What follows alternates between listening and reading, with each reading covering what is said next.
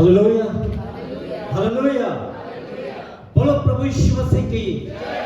मैं परमेश्वर सचमुच में दयालु परमेश्वर है। वो हम में से प्रत्येक से प्यार करता है। परमेश्वर अपना काम अपनी योजना के अंतर्गत करता है। मैंने कभी सोचा नहीं था कि मैं भोपाल आऊँगा, और आदित्य साहब का मैं अत्यंत धन्यवाद करता हूँ। जब भी आए उन्होंने बहुत प्यार मुझको दिया है, और हमेशा उन्होंने मेरे को एनकरेज किया। इसके लिए परमेश्वर अपने दास को बहुतायत की आशीषों से परिपूर्ण करें और खूब आशीषित करें।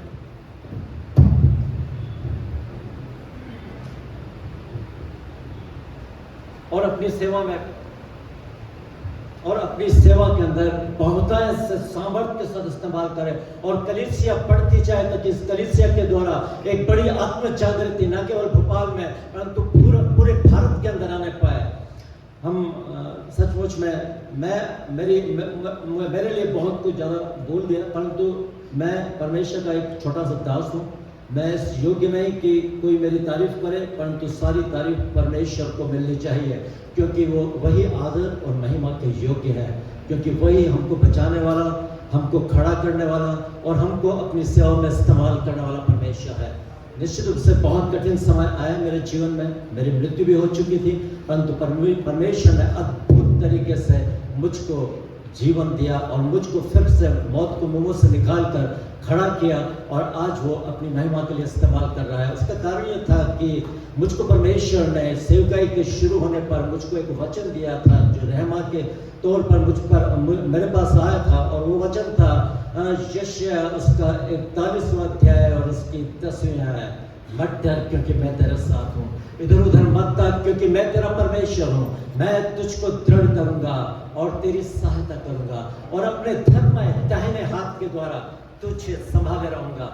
और ये रहमा मुझको मिला था करीब 2-3 साल पहले, और उसके बाद फिर मेरी मृत्यु हार्ट अटैक से हुई थी, परंतु परमेश्वर मौत के मुंह से मुझको खींच के निकाल के लेकर आया, और आज वो अपनी सेवा के लिए इस्तेमाल कर रहा है। परमेश्वर जीवित है, वो सच्चा है, और उसकी प्रतिज्ञाएं भी जीवित है और सच्ची है। लिखा है ना, आकाश और पृथ्वी टल जाएंगे परंतु मेरी बातें कभी नहीं टलेंगी। शैतान हमको पूरी तरह से गिरा देना चाहता है, परंतु परमेश्वर अपनी योजना के अंतर्गत हमको इस्तेमाल करना बहुत अच्छी तरह से जानता है। आज जो आयत मैंने हमें से प्रत्येक के लिए रखी है, वो आयत है इसी पहला तीमुथियुस का 4वां अध्याय, और उसकी जो आयत अभी पढ़ी गई उसमें से आयत है, कोई तेरी जवानी को तुच्छ न समझने पाए, पर वचन, चाल चलन, प्रेम, विश्वास और पवित्रता में लोगों के लिए आदर्श बन जाए। यहाँ पर हम पौलुस बातचीत कर रहा है अपने चेले तीमुथियुस से। आइए इसके पहले कि हम आगे बढ़ें, हम थोड़ी सी देर प्रार्थना में बिताएंगे। हमारे जीवित और सामर्थ्य परमेश्वर, हम आपका धन्यवाद करते हैं आपकी दया, आपका अनुग्रह और आपकी उपस्थिति के लिए पिता। हम प्रार्थना करते हैं पिता परमेश्वर, जबकि मुझको आपने यह अवसर दिया है पिता, ताकि पिता परमेश्वर मैं आपके वचन को आपके लोगों के सम्मुख रख सकूं। मैं इस योग्य नहीं कि मैं आपके वचन को आपके लोगों तक रख सकूं, परंतु निश्चित रूप से पिता आप वो सामर्थ्य परमेश्वर है जो हम अयोग्य लोगों को अयोग्यता को दूर करके पिता अपनी योग्यता से भरकर बहुत ही सामर्थ्य ढंग से इस्तेमाल करते हैं। इसके लिए हम आपका धन्यवाद करते हैं पिता। पर परमेश्वर आपके सामने कोई पिता परमेश्वर एज फैक्टर नहीं है कि आप जवानों को चुने या बूढ़ों को चुने या बच्चों को चुने, परंतु आप जिसको भी चुनते हैं पिता उसको अच्छी तरह से सामर्थ्य के साथ अपने अभिषेक के साथ इस्तेमाल करना जानते हैं। इसके लिए हम आपका धन्यवाद करते हैं पिता। हालेलुया। हम प्रार्थना और विनती करते हैं पिता, मैं अपने आप को आपके हाथों में सौंपता हूं पिता। मुझ निर्बुद्धि को पिता अपना बुद्धि, ज्ञान और समझ दीजिए, ताकि जो वचन मेरे मुख से निकले वो आपकी आवाज होने पाए, आपके विचार होने पाए पिता, ताकि हर एक के आत्मिक जीवन के लिए और मेरी खुद के आत्मिक जीवन की उन्नति का कारण बन जाए। आपने प्रार्थना और विनती को सुना है, इसके लिए धन्यवाद करते हैं। यीशु के सामर्थ्य नाम में होकर मांगते हैं, आमीन। यहाँ पर हम देखते हैं पौलुस जो है अपने चेले तीमुथियुस से बातचीत कर रहा है। पौलुस उसका केवल गुरु ही नहीं था या केवल सिखाने वाला ही नहीं था, परंतु उसका आत्मिक पिता था। उसका आत्मिक पिता वो तीमुथियुस के पत्र में हम पूरी पढ़ लें उसमें इसी चीज को पाएंगे कि वो उसका आत्मिक पिता अधिक दिखाई देता है और वो बहुत ही परिश्रम के साथ तिमुथियुस को समझा रहा है। और उसी में ये आयत पाई जाती है, कोई तेरी जवानी को तुच्छ न समझने पाए, परंतु वचन, चाल चलन, प्रेम, विश्वास और पवित्रता में लोगों के लिए आदर्श बन जाए। कितनी अच्छी बात उसने कही है। आज यदि हम चारों ओर, हमारे चारों ओर देखते हैं तो दुनिया पूरी तरह से करप्ट हो चुकी है। बहुत ही गलत धंधे, बहुत ही गलत काम हो रहे हैं। नूह के जमाने में भी इतने गलत काम नहीं हुए, सदोम और अमोरा में भी इतने गलत काम नहीं हुए। सदोम और अमोरा और नूह के जमाने के रिकॉर्ड को पूरी तरह से तोड़ दिया है आज के संसार में।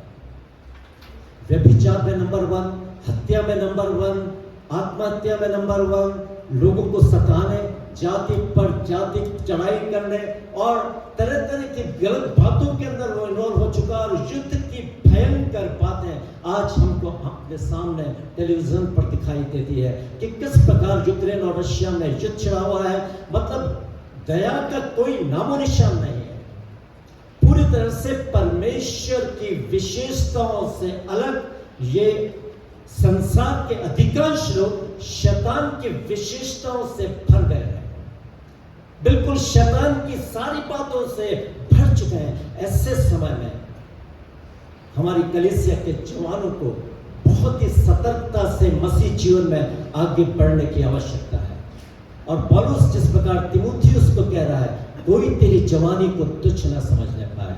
आज हमारे जवानों में से भी अधिकांश लोग, जवानों को यदि देते, जवानी नहीं, मैं जवानों को नहीं बोल रहा, ना बच्चों को बोल रहा हूं, परंतु हम जैसे बड़े लोग भी जो अच्छी तरह से समझते हैं, पूरी तरह से मोबाइल के शिकार हो चुके हैं। मोबाइल एक ऐसा हथियार है शैतान का, जो पूरी तरह से उसने, अच्छाई कम है उसका, अच्छाई कम लोग इस्तेमाल करते हैं, परंतु पूरी तरह से बुराइयां इतनी भरी हुई है कि अच्छाइयां दब जाती है और मोबाइल हाथ से छूटने का नाम नहीं लेता। चाहे काम करते हो तो हमारे पास मोबाइल, परंतु यदि परमेश्वर का नाम, यदि परमेश्वर की बातें, यदि परमेश्वर के वचन को याद करना हो तो उसके लिए समय नहीं है। परंतु हम अधिकांश समय अपना मोबाइल में व्यतीत कर देते हैं, गलत बातों में व्यतीत कर देते हैं, दोस्तों के साथ गपशप के अंदर व्यतीत कर देते हैं। मैं जानता हूं कि इस चर्च के जवान लोग बहुत अच्छे हैं, ऐसी बात नहीं है, और बहुत ही अच्छी वर्शिप आज की हुई है। परमेश्वर ने इतने सामर्थ्य से भरा वर्शिप टीम को कि वो बहुत अच्छी वर्शिप कर पाए, इसके लिए हम परमेश्वर का धन्यवाद देते हैं। परंतु कभी कभी क्या होता है कि जो दिखाई देता वो होता नहीं है, परंतु जो नहीं दिखाई देता वो हो जाता है। परंतु ऐसे हमारे जवान नहीं है, मैं पूरा विश्वास करता हूँ। और ना हमारे बूढ़े लोग, मेरे जैसे, मैं सबसे ज्यादा बूढ़ा मैं हूँ वैसा है, परंतु हम सभी अपने आप को चेक करें, क्या हम मोबाइल में ज्यादा समय व्यतीत करते हैं या परमेश्वर के वचन में, गलत बातों में या परमेश्वर के वचन में। यहां पर लिखा है, कोई तेरी जवानी को तुच्छ न समझ पाए, क्योंकि वो तिमुथियुस से बोल रहा है, इसलिए वो ये बोल रहा है। बाकी हर एक के जीवन के लिए परमेश्वर का ये वचन है, कोई तेरे जीवन को तुच्छ न समझने पाए, परंतु वचन, चाल चलन, प्रेम, विश्वास और पवित्रता में लोगों के लिए आदर्श बन जाए। मैं जो 4-5 पॉइंट्स हैं, मैं उनके अंदर जल्दी से जाना चाहता हूं क्योंकि समय बहुत कम रह गया है। तो मैं उन 5 पॉइंट्स को आप बताना चाहूंगा। वचन कितना महत्वपूर्ण है मेरे और आपके लिए। वचन से हमको परमेश्वर की सहायता मिलती है, वचन से परमेश्वर को हमारी सुरक्षा प्राप्त होती है, वचन से हमको परमेश्वर की सफलता प्राप्त होती है। वचन के द्वारा हम शैतानी जाल से में फंसने से बच जाते हैं। तो वचन इन अंतिम दिनों के लिए मेरे और आपके लिए कितना महत्वपूर्ण हथियार बनाकर परमेश्वर ने हमको दिया है। यही एकमात्र वो हथियार है जिसके द्वारा हम शैतान को पूरी तरह से धराशायी कर सकते हैं।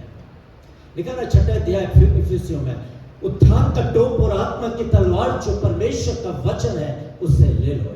यही एकमात्र हथियार परमेश्वर ने हमको दिया है ताकि हम इसके द्वारा शैतान का भरपूर सामना करके उसको धराशायी कर सकते हैं। बाकी सेफ्टी कवच है, सुरक्षा के कवच है, बाकी हथियार केवल एक ही है और वो है आत्मा की तलवार जो परमेश्वर का वचन है। तो कितना जरूरी है कि हमें आत्मा की तलवार से अपने आप को भरना है। आज मोबाइल से कम जरूरत इस बात की है कि हम परमेश्वर के वचन को अपने अंदर ले लें। पास्टर ने बोला कि पढ़ने के लिए बेटी को दे रहा है, परंतु मैं एक्चुअली क्या मेरी इस आदत से बहुत ज़्यादा लाचार हूँ कि सारी आयतें मैं याद कर लेता हूँ। वचन देने से पहले सारी आयतें मैं अपने अंदर उसको याद कर लेता हूँ ताकि कोई मेरे टाइम के अंदर बिल्कुल भी रुकावट नहीं आना चाहिए। नहीं तो कोई निकालेगा पढ़ेगा तो मेरा आधा समय बेकार चला जाएगा। इसलिए वेरी सॉरी, बहुत कम ऐसा समय आएगा जो मैं आपको दूंगा। तो हम देखते हैं कि वचन हमको याद करने की आवश्यकता है। जब तुम यहाँ पर परमेश्वर कहता है, यहोशू से कह रहा है ना, यहोशू से जो उसका पहला अध्याय उसकी 5वीं आयत में आपको मिलेगा। हाँ पढ़िए। तेरे जीवन भर कोई तेरे सामने ठहर ना सकेगा। जैसे मैं मूसा के संग रहा वैसे ही तेरे संग भी रहूंगा, और ना तो मैं तुझे धोखा दूंगा और ना तुझको छोड़ूंगा। यस आगे पढ़ते हैं। इसलिए हियाव बांध कर दृढ़ हो जा, क्योंकि जिस देश के देने की शपथ मैंने इन लोगों के पूर्वजों से खाई थी उसका अधिकारी तू इन्हें करेगा। इतना हो कि तू हियाव बांध कर और बहुत दृढ़ होकर जो व्यवस्था मेरे दास मूसा ने तुझे दी है उन सब के अनुसार करने में चौकसी करना, और उससे ना तो दाहिनी मुड़ना और ना बाएं। तब जहाँ जहाँ तू जाएगा वहाँ वहाँ तेरा काम सफल होगा। बस यहाँ पर हम देखते हैं कि वचन के अंदर लिखा है, यहोशू की पुस्तक में परमेश्वर यहोशू से बातचीत कर रहा है और उसको कह रहा है, मेरा दास मूसा की मृत्यु हो चुकी है और तू क्यों उदास बैठा हुआ है, क्यों तू उदास है? इसलिए वो कहता है तेरे जीवन भर कोई तेरे सम्मुख टिकने ना पाएगा, और जैसे मैं मूसा के संग रहा वैसा ही मैं तेरे संग भी रहूंगा, और न तो मैं तुझे कभी धोखा दूंगा और न कभी मैं तुझे छोड़ूंगा। इतना हो कि तू हियाव बांधकर दृढ़ हो जा, क्योंकि जो प्रतिज्ञा मैंने इनके बाप दादों से की है कि ये देश में तो मैं उनको दूंगा, उसका अधिकारी तू इनको करेगा। इसलिए हियाव बांधकर दृढ़ हो जा, भय न खा और तेरा मन कच्चा न हो।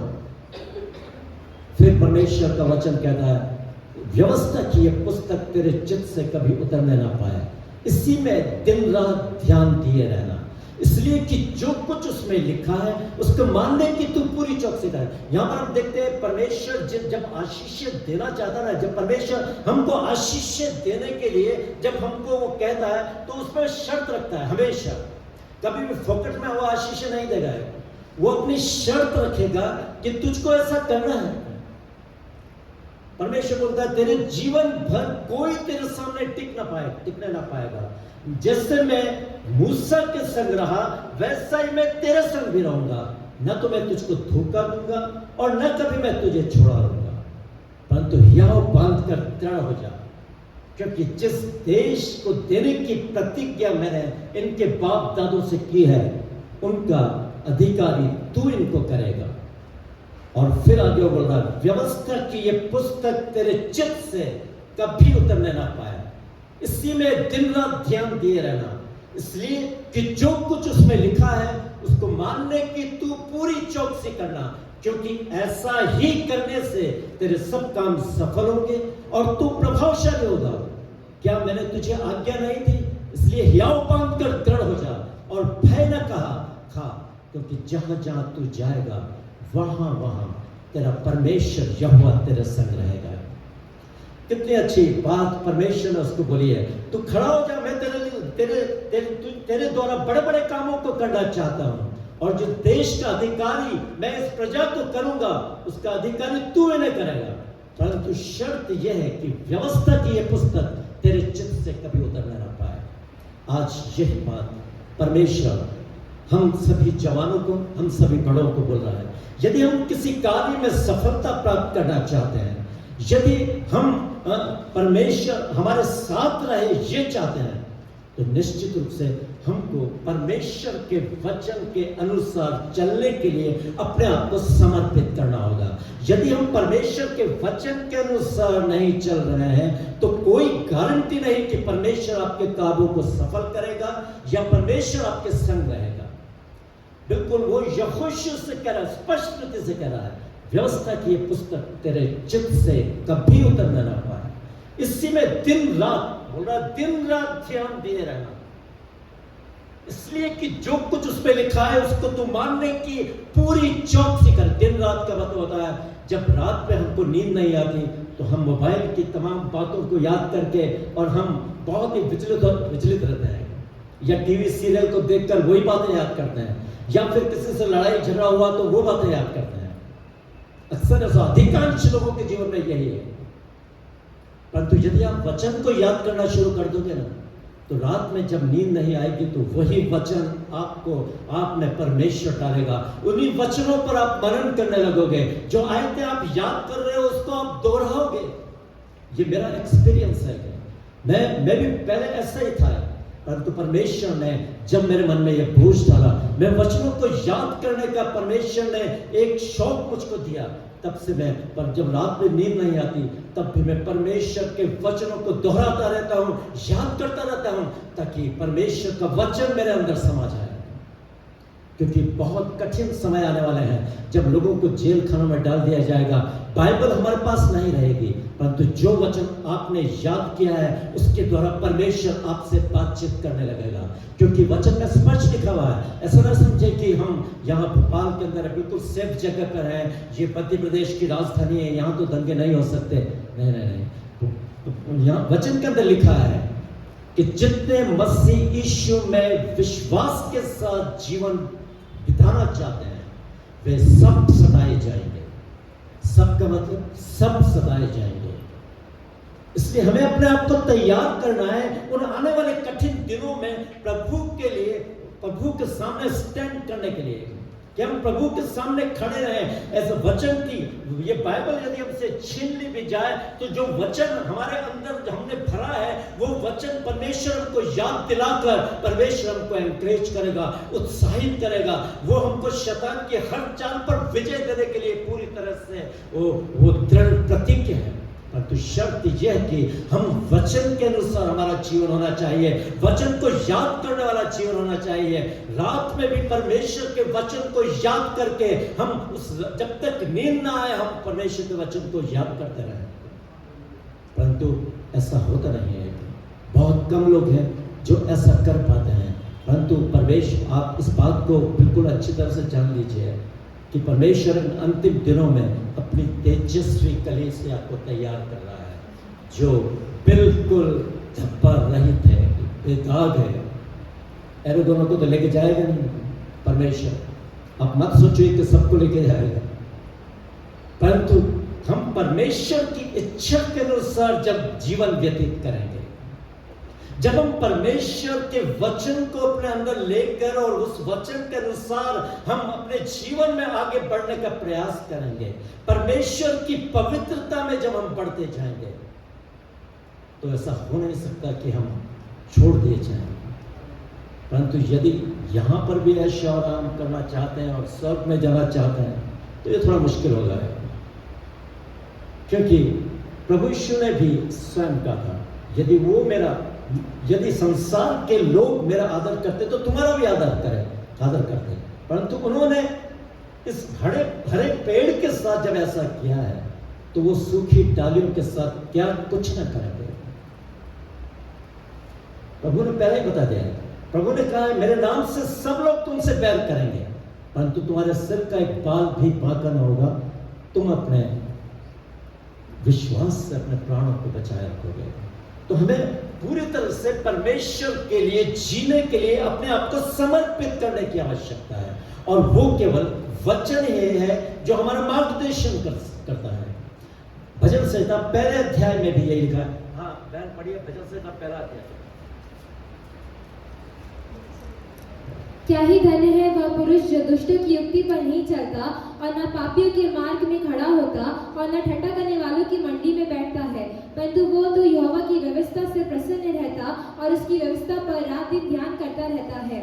वह उस वृक्ष के समान है जो बहती नालियों के किनारे लगाया गया है और अपनी ऋतु में फलता है और जिसके पत्ते कभी मुरझाते नहीं।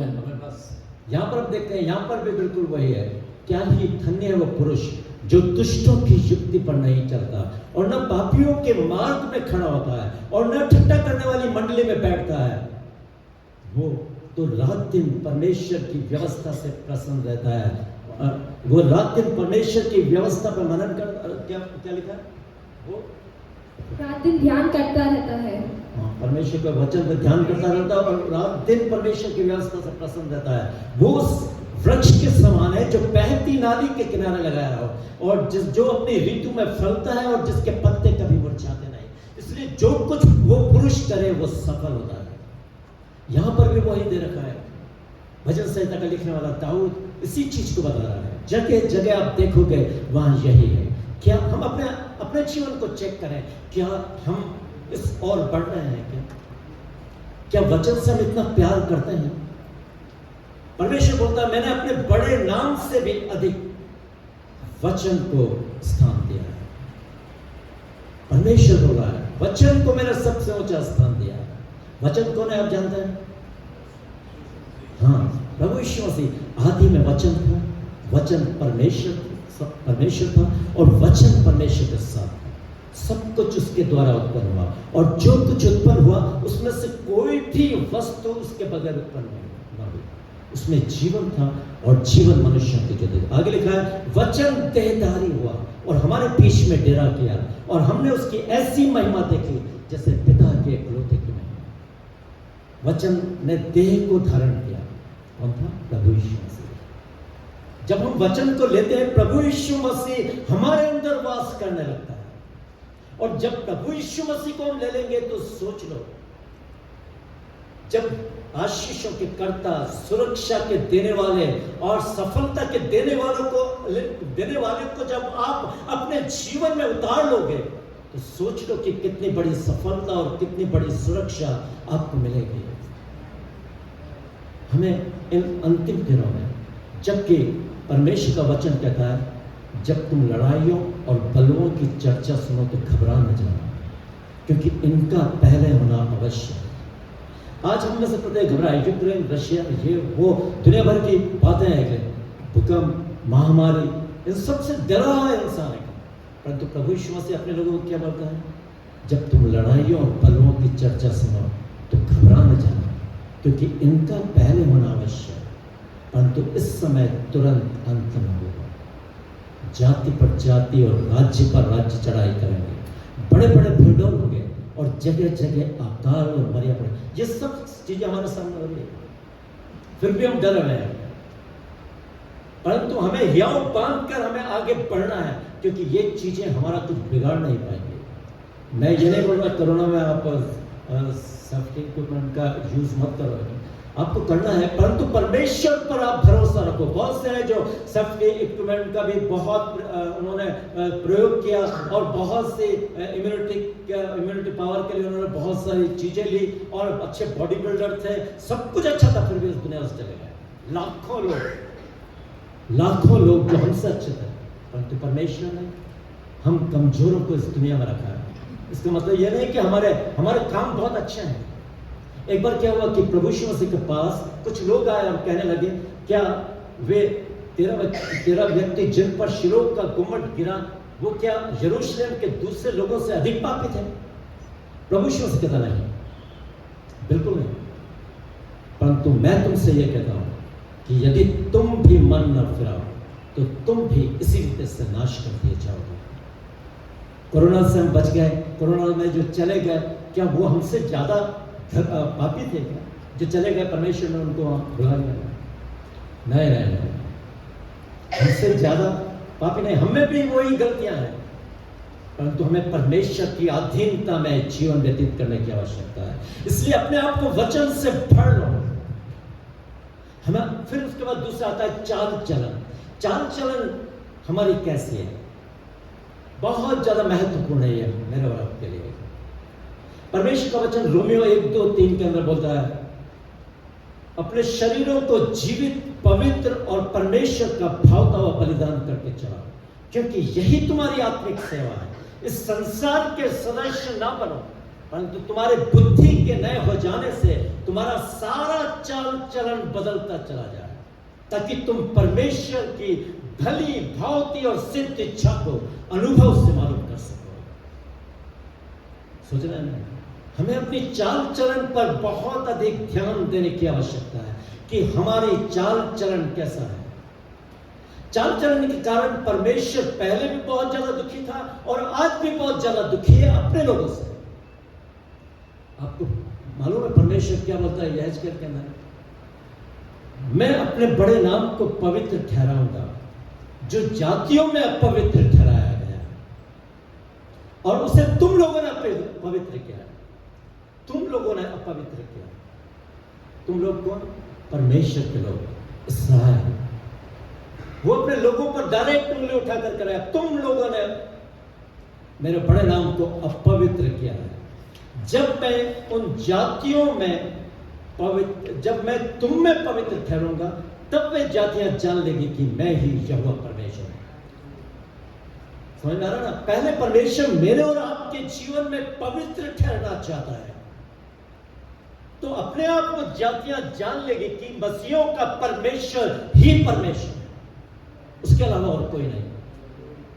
पहले वो हमारे अंदर पवित्र ठहरना चाहता है। हम अपने आप को चेक करें, कहीं गाली देने की आदत, शराब की आदत, कोई एडिक्शन, या फिर व्यभिचार, अनैतिक संबंध, गलत गलत चीजें, बात बात में क्रोध करना, बात बात में लड़ाई झगड़ा करना, ये सारी चीजें तो हमारे अंदर नहीं है।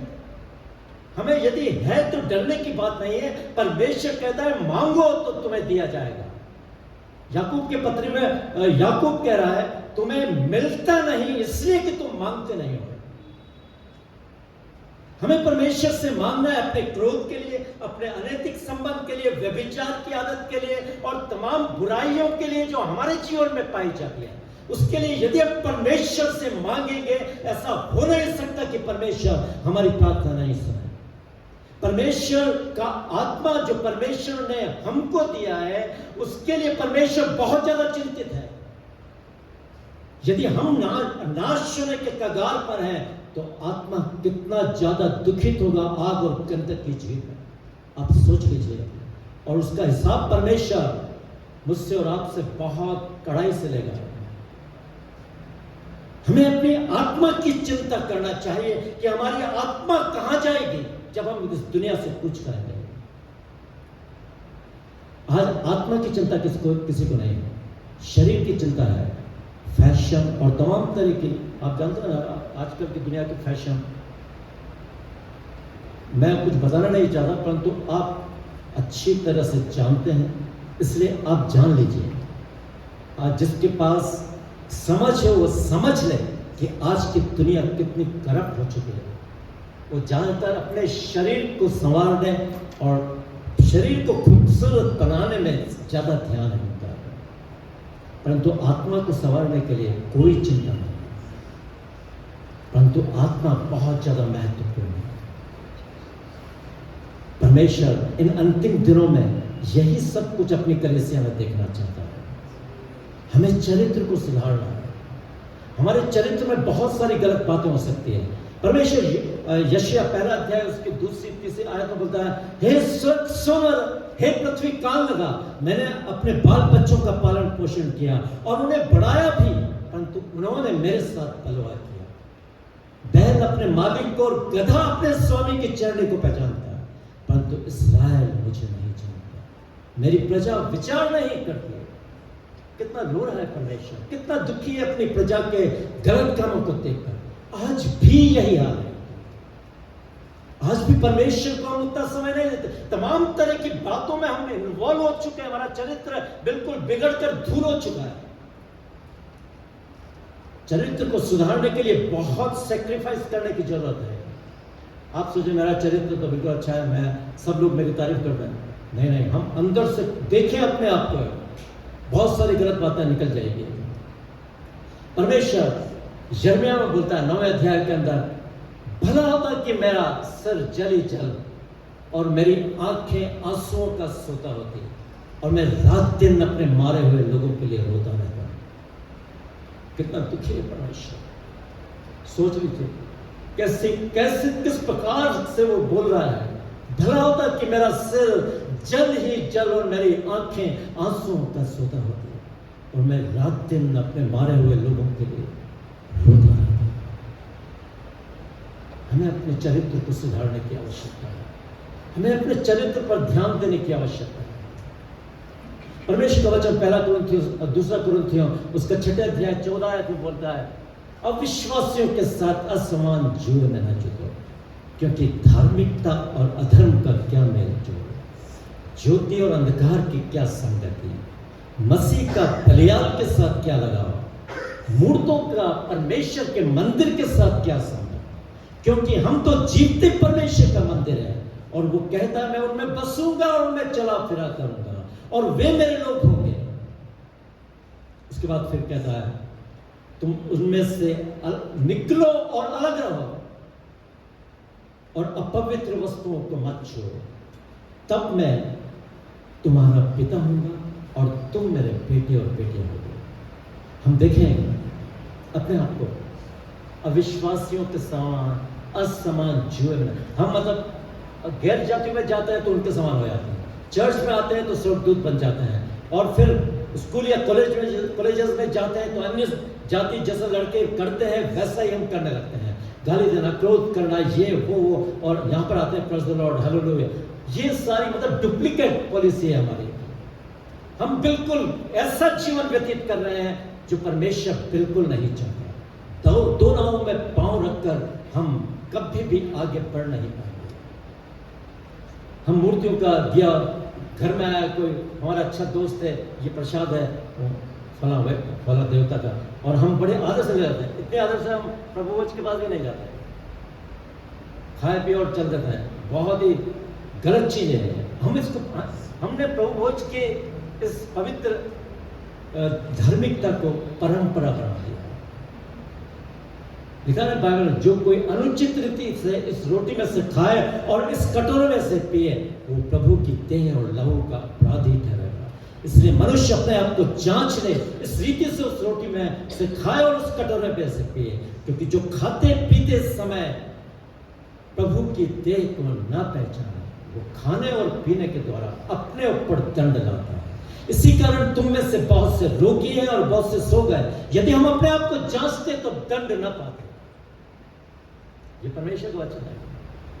हम किस अपने मकसद के साथ प्रभु भोज पर आते हैं, आप खुद अपने आप को जानते हैं। प्रभु भोज होता है जब पूरा चर्च भरा रहता है। यहाँ करें, मैं अपने वहाँ की बात कर रहा हूँ। प्रभु भोज के दिन पूरा चर्च भरा, बाकी चर्च आधा रहता है। मान लो कि प्रभु भोज के बाद प्रभु भोज से आ गया उद्धार देने के लिए, जो हमारा उद्धार कर देगा। ऐसों का उद्धार वो कभी करने वाला नहीं है। हमें बिल्कुल ऐसा ही बनना है जैसा वचन जो आज हम सीख रहे हैं। अपने वचन में परमेश्वर में आगे बढ़ना है, अपने चाल चलन में सुधार करना है। कोई हम होली पर होली के रंग में रंग जाते हैं और राखी बांधने के लिए भी हम अपना हाथ बढ़ा देते हैं और हमको बड़ा मजा आता है, और अन्य जातियों के साथ सब कुछ बोल लेते हैं। उनकी भी जय हो और उनकी भी जय हो, सबकी जय हो। ऐसा नहीं होना चाहिए। हमें सावधान रहने की जरूरत है। और ज़्यादातर ये परीक्षाएं उन लोगों के जीवन में आती जो नौकरी पेशे वाले हैं और जो कॉलेजेस और स्कूल में पढ़ने वाले स्टूडेंट्स हैं। घर में रहकर तो फिर भी हम बहुत सारी परीक्षाओं से बच जाते हैं, परंतु मैं अपने एक्सपीरियंस से बोल रहा हूँ कि कितनी भारी परीक्षाएं आती है। और मैंने जब इस बात को जाना, मैंने पूरी तरह से बाइकआउट कर दिया उनका, और वे मुझसे इतने नाराज हुए और उन्होंने मुझको चैलेंज कर दिया कि जब बेंजामिन तू रिटायर होगा, तुझको कंपनी की ओर से दिया जाने वाला जो प्राइज गिफ्ट है वो नहीं मिलेगा। मैंने कहा अपना गिफ्ट अपने पास होगा, मैं तुम्हारे गिफ्ट के कारण अपने प्रभु को कभी नाराज नहीं करूँगा। तुम अपने त्योहार और अपनी पूजाएं बहुत श्रद्धा के साथ करते हो। मेरा प्रभु इतना छोटा नहीं है। मेरा प्रभु प्रभुओं का प्रभु है। उसने जब मुझे वचन से सिखाया है तो मैं बिल्कुल वो काम कभी नहीं करूंगा जो उसने वचन के द्वारा मुझसे बातचीत करके कहा। और मैंने उनको पढ़ाया ये चीज़ें, और वो चले गए, और मुझको नहीं मिला कंपनी का गिफ्ट। और परमेश्वर ने मुझको हार्ट अटैक ऐसा कर दिया कि मैं हॉस्पिटल में एडमिट था जब मेरा रिटायरमेंट हुआ। इसलिए कोई मुझको देखने की भी आवश्यकता नहीं हुई, और न गिफ्ट लेने की वहाँ जाने की नौबत तक आई। परमेश्वर का धन्यवाद हो, परमेश्वर अपनी योजना के अंतर्गत कार्य करता है। यहाँ पर हम देखते हैं हमें अपने चरित्र को सुधारने की आवश्यकता है। और उसके बाद आता है प्रेम, वचन, चाल चलन, प्रेम, वचन, चाल चलन और प्रेम है, वचन, चाल चलन और प्रेम। प्रेम, प्रेम जो है, प्रेम कितना मेरे और आपके लिए जरूरी है। आज यही चीज तो कम है हमारे अंदर, हम एक दूसरे को देखना नहीं चाहते हैं। ये बिल्कुल एक प्रैक्टिकल चीजें हैं, हर चर्च के अंदर पाई जाती है। आपके चर्च में नहीं होगी, परंतु हमारा चर्च में है बहुत। हमारा नाम से तो बड़ा चर्च, परंतु अंदर कुछ ऐसा ही होता है। तो इसलिए परमेश्वर ये सब कुछ देखना नहीं चाहता है। परमेश्वर ने बोला कि मैं तुम्हें एक नई आज्ञा देता हूँ कि आपस में एक दूसरे से प्रेम रखो। यदि तुम आपस में एक दूसरे से प्रेम रखोगे तो इसी से लोग जानेंगे कि तुम मेरे चेले हो। अब आप सोच लो कि हमारे अंदर आपस में एक दूसरे से प्रेम रखते हैं या नहीं रखते हैं। यदि प्रेम हम आपस में नहीं रखेंगे तो क्या परमेश्वर के उस राज्य में हम जा पाएंगे? नहीं जा पाएंगे, क्योंकि परमेश्वर का वहां जलन और ईर्ष्या और द्वेष और बुराइयां ये तो होने वाली नहीं है। यदि प्रेम की आदत यहां नहीं डाली ना तो फिर हमारे लिए बहुत देर हो चुकी होगी। हमें आपस में एक दूसरे से प्रेम रखना। अब जानते हो पहला कुरिन्थियोस का 13 अध्याय में क्या लिखा कि यदि मैं मनुष्य और स्वर्गदूतों की बोलियां बोलूं और प्रेम न रखूं तो मैं ठनठनाता हुआ पीतल और झनझनाती हुई चांद हूं। यदि मैं भविष्यवाणियां कर सकूं और वचन के भेदों को समझूं और मुझे यहां तक विश्वास है कि मैं पहाड़ों को हटा दूं, परंतु यदि प्रेम ना रखूं तो मैं कुछ नहीं। यदि मैं अपनी सारी संपत्ति कंगालों को दे दूं और अपनी देह जलाने के लिए दे दूं, परंतु प्रेम न रखूं तो मुझे कुछ भी लाभ नहीं। सोच लो, इतना सब कुछ सैक्रिफाइस करने के बाद भी यदि प्रेम आपके अंदर नहीं है, यदि हम एक दूसरे से प्रेम नहीं कर पा रहे हैं, तो कभी भी स्वर्ग के राज्य में तो एंट्री मिलेगी नहीं। क्योंकि परमेश्वर प्रेम है और वो चाहता है कि हम उससे बेपनाह प्रेम करें। प्रभु यीशु मसीह ने बोला सबसे बड़ी आज्ञा यह है कि तू प्रभु अपने परमेश्वर से अपने सारे मन, अपने सारे प्राण, अपनी सारी बुद्धि और अपनी सारी शक्ति से प्रेम कर, क्योंकि इससे बढ़कर और कोई आज्ञा नहीं। और दूसरी ये कि तू अपने पड़ोसी को अपने साथ। तो यहां पर हम देखते हैं सबसे बड़ी आज्ञा जो प्रभु यीशु मसीह ने दी है, तू प्रभु अपने परमेश्वर से अपने सारे मन, अपने सारे प्राण, अपनी सारी बुद्धि और अपनी सारी शक्ति से प्रेम कर, क्योंकि इससे बढ़कर और कोई दूसरी आज्ञा नहीं। तो जब ये क्यों जब बोला प्रभु यीशु मसीह ने, आपको पता है प्रभु जब हम परमेश्वर से प्रेम करना सीख जाएंगे ना, हम अपने आप ऑटोमेटिकली एक दूसरे से प्यार करना सीख जाएंगे, ऑटोमेटिकली एक दूसरे को क्षमा करना सीख जाएंगे और एक दूसरे के लिए हम अपनी जान देने के लिए भी तैयार हो जाएंगे, क्योंकि प्रभु ने हमारे लिए, हम पापियों के लिए अपनी जान कलवरी के क्रूस पर दी है। तो हम क्यों ना उसकी विशेषताओं से भरेंगे। हमें प्रेम से अपने आप को भरना है। यदि एक दूसरे को हम काट रहे हैं, एक दूसरे को की बुराइयां करते हैं, सामने आए तो प्रेस द लॉर्ड, पीछे जाए तो फिर कैसा व्यक्ति है, क्या करता है, वो करता है, ये दुनिया भर की चीजें हैं ना, ये परमेश्वर बिल्कुल नहीं चाहता। हम मसीहों को मसीह के प्रेम से भरा हुआ रहने की आवश्यकता है, न केवल जवान और न केवल बच्चों को, परंतु हम बड़ों के लिए भी बहुत जरूरी है कि हम एक दूसरे से प्रेम करना सीख जाए। क्योंकि यदि प्रेम हमारे जीवन में नहीं तो हम कुछ भी नहीं करने पाएंगे। उसके बाद फिर वो विश्वास, आशा और प्रेम, इसके लिए अंत में लिखा 13 अध्याय कहता है विश्वास, आशा और प्रेम ये तीनों स्थायी है, पर मैं सबसे बड़ा क्या है? प्रेम। आप सोच लीजिए, परमेश्वर का वचन बोल रहा है विश्वास, जबकि विश्वास के लिए कहा गया विश्वास बिना परमेश्वर को प्रसन्न करना अनहोना है, क्योंकि परमेश्वर के पास आने वालों को विश्वास करना होगा कि वो है और अपने मांगने वाले को प्रतिफल देगा। परंतु यह वही पौलुस यहाँ पर इस प्रकार से कहता है कि विश्वास, आशा और प्रेम ये तीनों स्थायी हैं, परंतु इन सब में सबसे बड़ा हमें परमेश्वर से मांगना।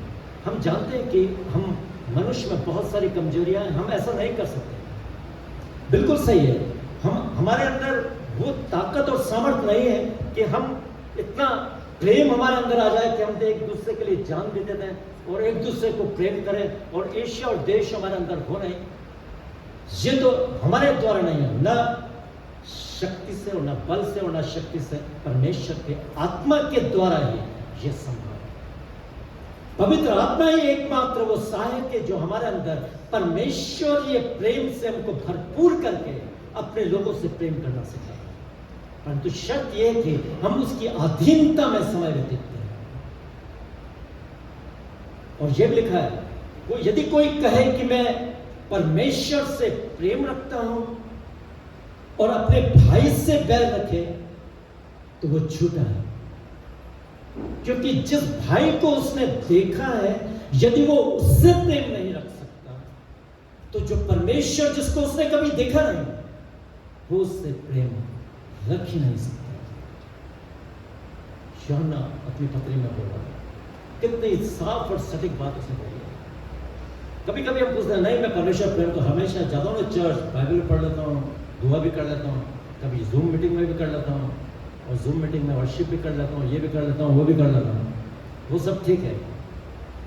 परंतु यदि हम अपने भाइयों से बैर रख रहे हैं, एक दूसरे की बुराई कर रहे हैं और कह रहे हैं मैं परमेश्वर से प्रेम करता हूँ, ये करता हूँ, वो करता हूँ, तो वो उस फरीसी के समान है जो मंदिर में गया प्रार्थना करने कि मैं प्रभु अपना दशमांश देता हूँ, मैं इस चुंगी लेने वाले के समान गलत बातें मैं इन्वॉल्व नहीं हूँ, मैं विचार नहीं करता, मैं वो नहीं करता, मैं चर्च में ये करता हूँ, मैं वो करता हूँ। और चुंगी लेने वाला क्या बोला, हे परमेश्वर मुझ पापी पर दया कर, और वो रोने लगा। और प्रभु यीशु मसीह ने कहा कि मैं तुमसे सच कहता हूँ कि इसकी प्रार्थना सुन ली गई। जो अपने आप को बड़ा बनाएगा वो छोटा किया जाएगा, और जो अपने आप को छोटा बनाएगा वही स्वर्ग के राज्य में बड़ा किया जाएगा। तो हमें अपने आप को प्रेम में आगे ढालने की जरूरत है। यहां पर लिखा है कौन हमें मसीह के प्रेम से अलग है। जब परमेश्वर का प्रेम हमारे अंदर आ जाता है तो हम प्रेम की ऊंचाइयों पर पहुंच सकते हैं, प्रेम के उस स्तर तक पहुंचने लगते हैं जब हम परमेश्वर को बेपनाह प्यार करते हैं। और रोमियो के पुस्तक में लिखा है कौन हमें मसीह के प्रेम से अलग करेगा, क्या क्लेश, संकट, उपद्रव, अकाल, नंगाई या जोखिम या तलवार। हम तेरे लिए दिन भर घात किए जाते हैं, हम भेड़ों की नाई रखे गए हैं, भेड़ों की नाई जिसकी आज्ञा बिल्कुल उनके कत्ल करने के लिए रख दी गई है। हम भेड़ों की नाई वध होने के लिए ठहराए गए हैं।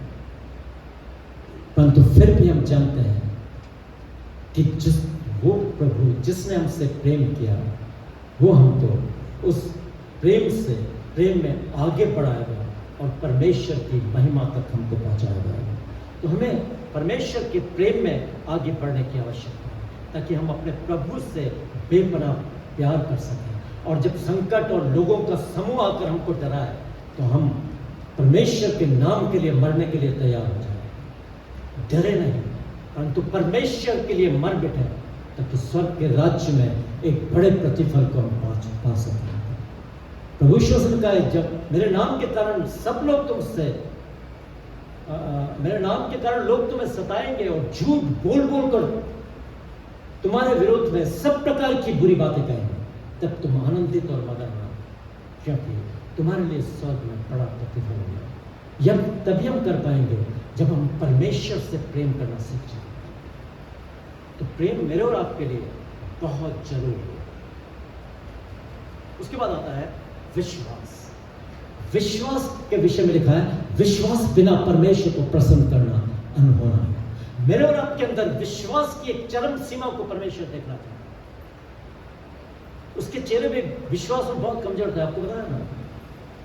जब एक दिन प्रभु यीशु मसीह और उसके चेले नाव में थे और भयंकर लहरें उठी और प्रभु यीशु मसीह नाव के पीछे सो रहे थे क्योंकि वो थक चुके थे, क्योंकि वो मनुष्य थे, उनमें भी थकान होती थी, उनको नींद आ गई और नाव जोर जोर से हिलोरे लेने लगी, तूफान उठा और नाव डगमगाने लगी, नाव में पानी भरने लगा और चेले डर गए।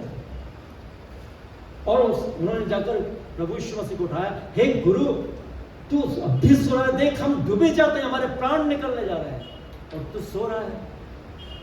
तब प्रभु यीशु मसीह ने उनको डांटा, हे अल्प विश्वासियों, मैं कब तक तुम्हारे साथ रहूंगा।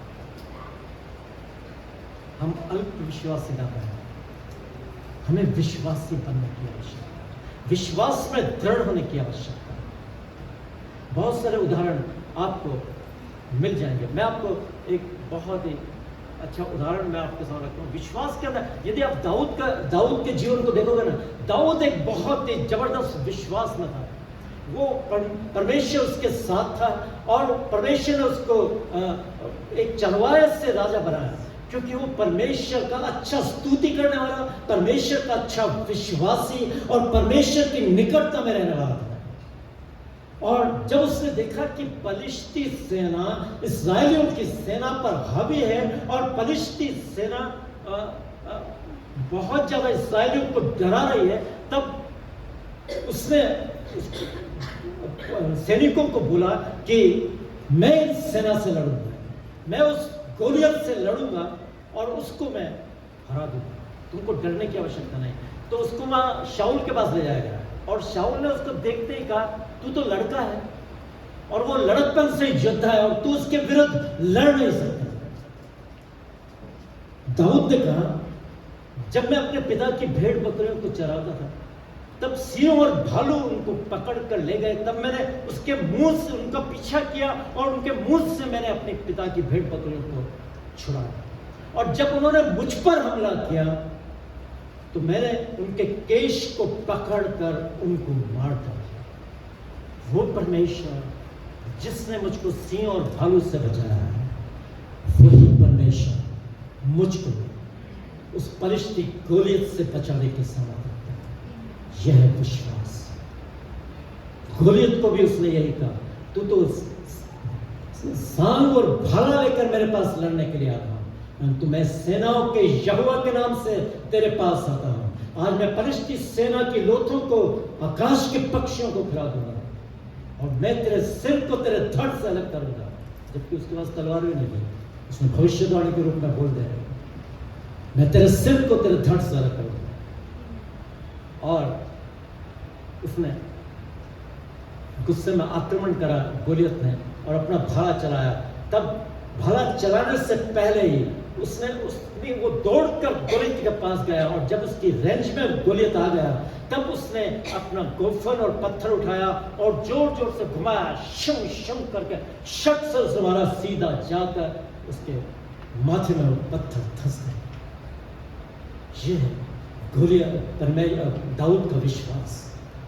दाऊद अपने विश्वास के बल पर उसने एक जबरदस्त विजय प्राप्त की।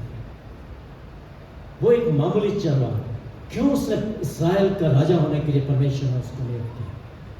क्योंकि वो परमेश्वर पर विश्वास करता था। दानियल परमेश्वर का विश्वास करता था। लिखा है उस पर हानि का कोई चिन्ह न पाया गया, क्योंकि वो अपने परमेश्वर पर विश्वास करता था। सिंह के मुंह बंद हो गए तो परमेश्वर ने उसको बचा लिया। परमेश्वर ने सिंहों के मुंह को बंद कर दिया। और जब दारा राजा आया और बहुत ही विचलित होकर पुकारा, हे दानियल, जिस परमेश्वर की तू उपासना करता है, क्या उसने तुझको बचा लिया है? तब उस मांद में से, सिंहों की मांद में से आवाज आई कि हे राजा, मैंने परमेश्वर के विरुद्ध कोई अपराध नहीं किया और न मैंने तेरे विरुद्ध कोई अपराध किया है। इसलिए परमेश्वर ने अपने दूतों को भेजकर सिंह के मुंह को ऐसा बंद कर दिया कि उन्होंने मेरी कोई हानि नहीं की। और फिर दारा राजा ने जल्दी से दानियल को निकालने की आज्ञा दी और दानियल बाहर निकाला गया और उस पर हानि का कोई चिन्ह न पाया गया, क्योंकि वो अपने परमेश्वर पर विश्वास करता। यह विश्वास हमें परमेश्वर पर एक ब्लाइंड फेथ करने की आवश्यकता है। जैसे हमारे माँ बाप पर हम विश्वास करते हैं, वैसे भी कई गुना ज्यादा सामर्थ्य हमारा परमेश्वर है, जिस पर हमें विश्वास करना ही होगा। बिना विश्वास के हम परमेश्वर को पसंद नहीं कर सकते। इन अंतिम दिनों में परमेश्वर अपनी कलीसिया में इन्हीं सारी बातों को देखना चाहता है। वो अपने गुणों से परिपूर्ण अपने दुल्हन को देखना चाहता है। जिस प्रकार प्रभु यीशु मसीह का स्वभाव था कि वो अपने पिता से कितना प्यार करता था। मेरा भोजन यह है कि मैं अपने भेजने वाले की इच्छा के अनुसार चलूं और उसके कामों को पूरा करूं। ये उसका भोजन था। इतना प्यार, रात रात भर वो जंगल में रहकर अपने पिता के साथ संगति करता था। ये है उसका प्यार। जब पिता के साथ उसका लगाव हुआ, वो क्रूस पर से रोने लगा, इलोई इलोई लमा शबक्तनी, अर्थात हे मेरे परमेश्वर, हे मेरे परमेश्वर, तूने मुझे क्यों छोड़ दिया। पिता के साथ एक अपार प्रेम प्रभु यीशु मसीह का था। आज वही प्रेम प्रभु मुझ में और अपने देखना चाहते हैं। हम कोई ऐसा काम न करें जिसके कारण पवित्र आत्मा से हमारा अलगाव हो जाए। पवित्र आत्मा ही एकमात्र वो सहायक है जो परमेश्वर ने मुझको और आपको दिया है, जो मुझको और आपको परमेश्वर के योग्य बना सकता है। हम अपने बल और अपने सामर्थ्य, अपनी शक्ति से अपने आप कुछ नहीं कर पाएंगे। ना अपनी आदतों को बदल पाएंगे, ना हम बुराइयों से दूर रह पाएंगे, परंतु पवित्र आत्मा ही वो सामर्थ्य परमेश्वर है जो हमको अपने परमेश्वर के स्वरूप में परिवर्तित कर हमको परमेश्वर के योग्य बनाने की सामर्थ्य रखता है। इसलिए इन अंतिम दिनों में हमें आत्मा से भरा हुआ एक मसीह जीवन जीने की आवश्यकता है, यदि हम चाहते हैं कि उसके राज्य में प्रवेश करें। उसके बाद फिर आता है, टाइम मेरा हो गया है, परंतु एक और विशेषता रह गई, पवित्रता। और सोच लो पवित्रता, कभी कभी बोलते हैं पवित्रता तो बहुत मुश्किल है। हम मनुष्य हैं, बहुत सारे पाप हमारे अंदर पाए जाते हैं, हम पवित्र कैसे बन सकते हैं। परमेश्वर कहता है कि जैसा तुम्हारा बुलाने वाला पवित्र है, वैसे तुम भी अपने सारे चाल चलन में पवित्र बनो, क्योंकि लिखा है पवित्र बनो क्योंकि मैं पवित्र हूं। आप सोचो परमेश्वर हमसे रिक्वेस्ट नहीं कर रहा है, निवेदन नहीं कर रहा है कि पवित्र बन जाओगे तो अच्छा रहेगा। कमांड कर रहा है, आज्ञा दे रहा है, पवित्र बनो क्योंकि मैं पवित्र हूं।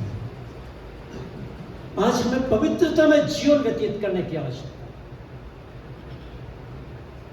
है। सोच लीजिए कि हमें कितनी ज्यादा जरूरी, जहां पवित्रता वास करती है, जब स्वर्ग में दूत 24 घंटे ये स्तुति करते हैं, पवित्र पवित्र पवित्र सेनाओं का यहोवा पवित्र है। वहां कोई अपवित्र लोग जा सकते हैं? आप खुद ही अंदाजा लगा लीजिए। जहां पवित्रता से भरा हुआ माहौल है, वहां कोई अपवित्र चीज वास कर सकती है? नहीं कर सकते।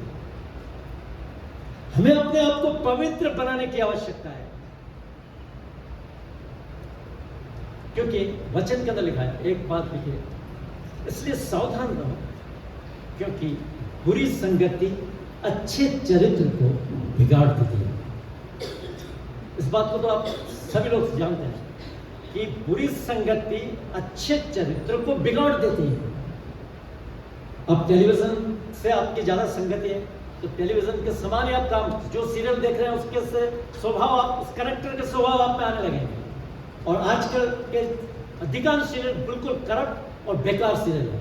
जहां पर एक दूसरे के बीच में फ्रिक्शन, लड़ाई, एक पति दो पत्नियां कर रहा है, इससे भी शादी, उससे भी शादी, उससे प्रेम, और ये सारी चीजें फिर गलत चीजों को जन्म देती है और गलत लोगों के साथ व्यवहार, अविश्वासियों के साथ हमारा संबंध, उनके जैसे हम व्यवहार करने लगते हैं, उनके प्रसाद को खाने लगते हैं, उनके मंदिरों में हम जाकर उनके स्थापना के लिए हम चंदा दे देते हैं, होली बनाने के लिए चंदा देते हैं, और राखी डोरा बनाने के लिए हम अपना हाथ आगे बढ़ा देते हैं। ये सारी चीजें जब मसीहों को करप्ट कर रही है, तो हमें कितना चाहिए कि हम वचन से अपने आप को भर लें, ताकि अपवित्र चीजों से हम दूर रहें। जब बुरी संगति अच्छे चरित्र को बिगाड़ देती है, तो अच्छी संगति हमारे बुरे चरित्र को सुधार सकती है। आप जानते हैं अच्छे चरित्र, आप बोलोगे किस अच्छे चरित्र है, किसके साथ मैं संगति करूं कि मेरा बुरा चरित्र खत्म हो जाए, ताकि मैं पवित्र बनता हूं। मैं बोल रहा हूं परमेश्वर से अच्छा और कोई चरित्र नहीं हो सकता, प्रभु यीशु मसीह से अच्छा और कोई चरित्र नहीं हो सकता। इसलिए बाइबल में लिखा है, जैसा मसीह यीशु का स्वभाव था वैसा ही तुम्हारा भी स्वभाव।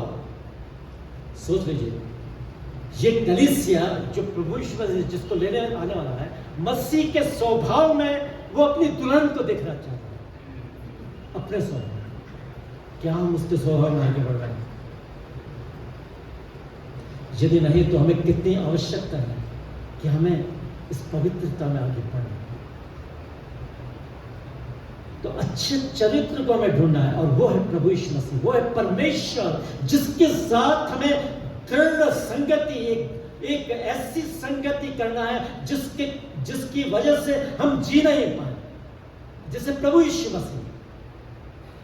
हे मेरे परमेश्वर, तूने मुझे क्यों छोड़ दिया? यहाँ तो परमेश्वर थोड़ी देर के लिए छोड़ देगा तो क्या होता है, वापस में हो जाएगा, सब कुछ ठीक हो जाएगा। परमेश्वर को कभी हल्के में मत लेना, नहीं तो बहुत बुरा अंजाम हो सकता है। हमें प्रभु के स्वभाव में परिवर्तित होने के लिए हमें परमेश्वर के साथ एक घनिष्ठ संगति करने की आवश्यकता है। यदि हम वो नहीं कर रहे हैं, तो एक बहुत बड़ा पाप कर रहे हैं। हमें परमेश्वर के साथ एक घनिष्ठ संगति की एक घनिष्ठ संगति स्थापित करना। परमेश्वर के यहाँ कौन जा पाएगा? हमारे घर में सबसे ज्यादा स्वतंत्रता किसको मिलती है? जो हमारे घर के हर जगह जा सकता है, उस चीज को उठाकर देख सकता है, हमारे ट्रंक भी खोलकर उसमें से कपड़े निकाल सकता है। हमारे बच्चों के अलावा और तो कोई नहीं हो सकता। मेहमान आएगा तो उसको थोड़ी देर के लिए हम ड्राइंग रूम में बिठा सकते हैं, परंतु हमेशा के लिए इसको अपने घर में। परंतु परमेश्वर के यहाँ कोई मेहमान नहीं, केवल उसकी संतानों को ही हक है कि वो परमेश्वर के राज्य में प्रवेश करें। हमें परमेश्वर की संतान बनकर एक नए जीवन की शिक्षा चले, ताकि हम परमेश्वर के राज्य में प्रवेश कर सकें। मैं एक छोटा सा दृष्टांत आपको देता हूँ, समय बहुत ज्यादा हो चुका है, मैं फिर मैं एक दृष्टांत आपको दे रहा हूँ। जॉनी नाम का एक लड़का था, वो परमेश्वर से बहुत अधिक प्यार करता था, और वो अकेला था, न तो उसकी शादी हुई थी और न उसके माँ बाप थे। वो अकेला अपने नौकरी करता और घर पर आकर फिर उसके लिए किसी से बातचीत करने का और कोई उसके पास कोई साधन नहीं। तो वो गया और बाजार से जाकर एक तोते को खरीद के लेकर आया, ठीक है। वो तोता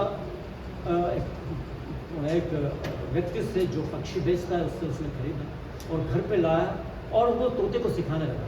यदि मैं उस तोते को सिखाऊंगा जॉनी प्रेज द लॉर्ड, तो जब ये सुबह सुबह या जब भी मैं आऊँगा घर में तो ये बोलेगा जॉनी प्रेज द लॉर्ड, तो मेरे को कितना अच्छा लगेगा।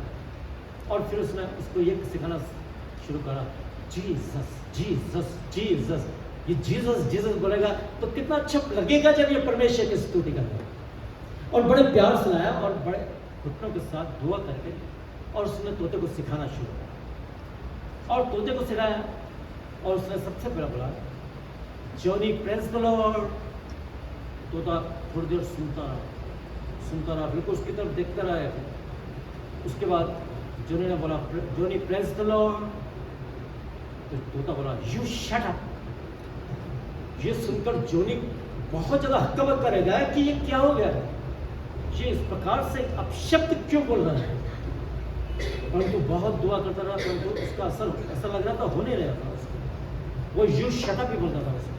तब वो तंग आ गया और उस तोते वाले के पास जाकर उसने पिंजरा दिया, ये तोता तुम आप ले लो, एक मुझको नहीं चाहिए।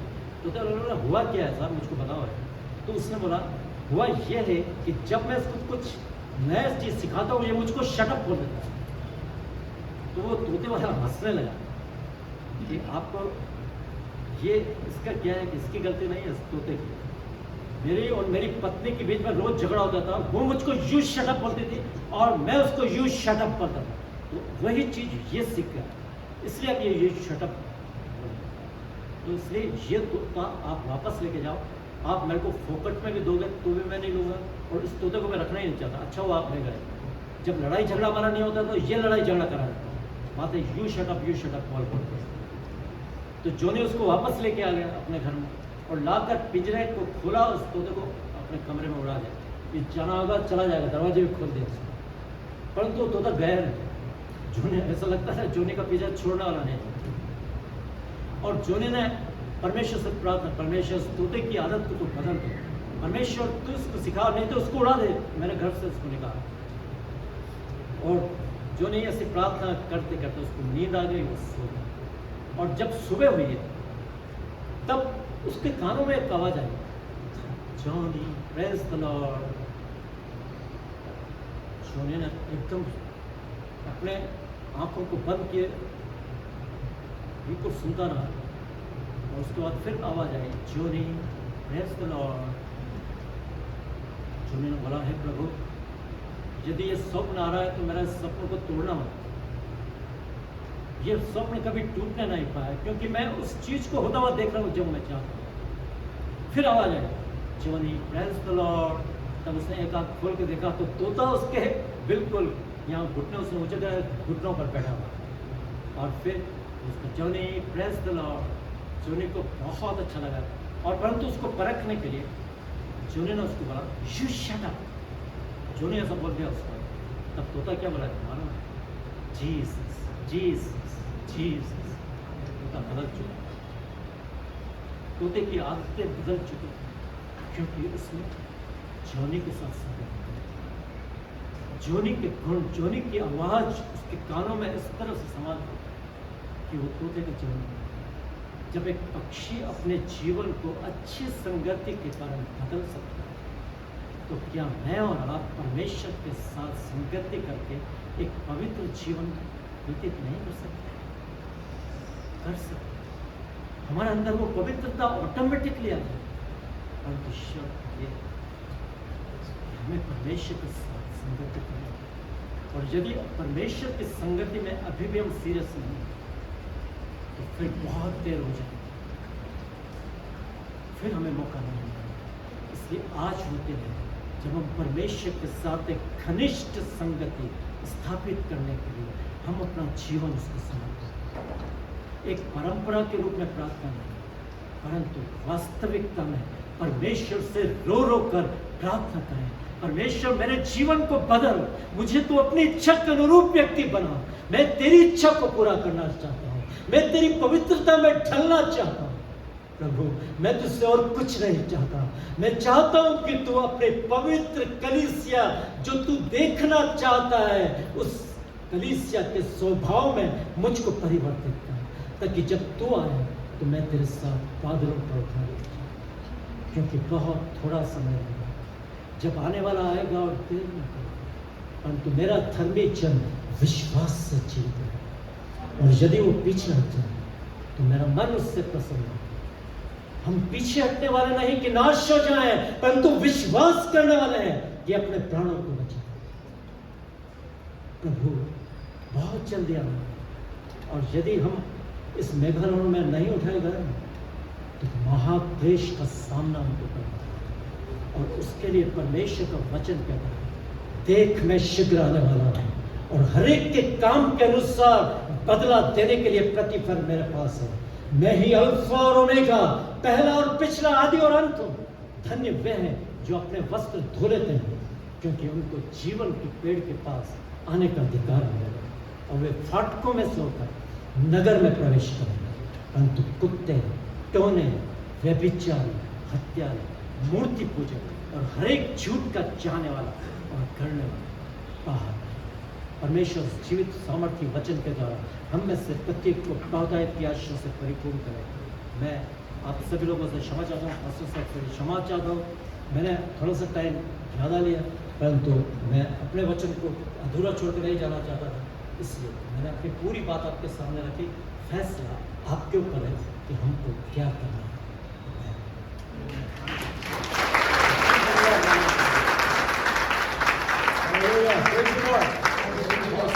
हमें बातें बताए पास्टर साहब ने। 5 बातों में हमें आदर्शी ठहरना है। ये केवल जवानों के लिए नहीं है, हम सबके लिए है। जवान हो, बुजुर्ग हो या बच्चे हो, सबके लिए हमारे लिए है। 5 बातें हैं हमने सुना अभी तक 4 के 12 के बेस पर। 1 तिमोथी के हम अपने जिंदगियों को प्रभु के हाथों में समर्पित करें। जैसा हम आखिरी में सुने कि यीशु का आगमन नजदीक है, इसलिए हम इस बात को गंभीरता से लें। हम अपने चाल चलन में, अपने वचन में और अपने प्रेम में, विश्वास में और पवित्रता में हम सबके लिए आदर्श बनने पाए और प्रभु इन वचनों को हमारे जीवनों में आशीषित करके दें। ये वचन हमें से प्रत्येक के जीवन में 30 गुना, 60 गुना, 100 गुना फल आए। आमीन। Praise the Lord. आइए एक बार जोरदार तालियां बजाएं पास्टर बेंजामिन के लिए। आमीन। थैंक यू पास्टर बेंजामिन इस सुंदर सामर्थ्य वचन के लिए। अब जब भी आप वचन से बोलते हैं, मुझे मालूम है आप इतना वचन कोट करते हैं। कभी आप लोग जितने सुन रहे हैं, हम इतने वचन किसी के द्वारा कोट करते हुए हिंदी में सुने नहीं होंगे। और प्रभु उनको बहुत ऐसे आशीषित करें और भले चंगे रखें। वो इस वीक में वापस उदयपुर जाएंगे और उनके लिए प्रार्थना करें। Praise the Lord. और अब समय है कि हम लॉर्ड्स टेबल में जाएंगे। मैं अनुरोध करूंगा पास्टर पॉल से, वो आगे आकर हमें इस कार्य में हमें अगुवाई करेंगे। और ब्रदर एंड्रूज, ब्रदर मनोहर, ब्रदर धनंजय और ब्रदर संजीव सिंह जो है, चारों आप आए सामने आगे।